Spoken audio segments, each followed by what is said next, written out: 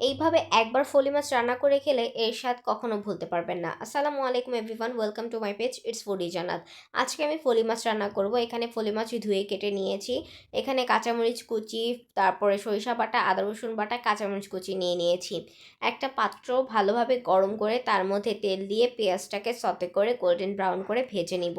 এরপর এটা golden brown করে ভাজা হয়ে গেলে পর্যাপ্ত পরিমাণে পানি দিয়ে এক এক করে সব মশলা দিয়ে দিব। যেমন আদা রসুন বাটা, হলুদ গুঁড়ো, জিরের গুঁড়ো, মরিচের গুঁড়ো, ধনে গুঁড়ো, স্বাদ মতো লবণ দিয়ে এটাকে ভালোভাবে কষিয়ে নিব। এটা কষানো হয়ে গেলে এর মধ্যে আমি সব মশলাগুলো দিয়ে দিব। এর আগে আমি এটার মধ্যে টমেটো দিয়ে দিলাম, কাঁচা টমেটো। এটার কাঁচা ভাবটা যাওয়ার পরে এর মধ্যে আমি দিয়ে দেব সরিষা বাটা। সরিষা আপনারা বেটেও নিতে পারেন বা এভাবে পানি দিয়ে ব্লেন্ড করে নিতে পারেন, তো আমি ব্লেন্ড করে নিয়েছিলাম। এরপর এটাকে কিছুক্ষণ কষিয়ে আমি মাছটাকে অপর সাইডে ভাজতে নিয়ে চলে যাব। তো এখানে আমি মাছটা ভেজে নিচ্ছিলাম, সুন্দরভাবে হালকা ভাজা দিয়ে নিব।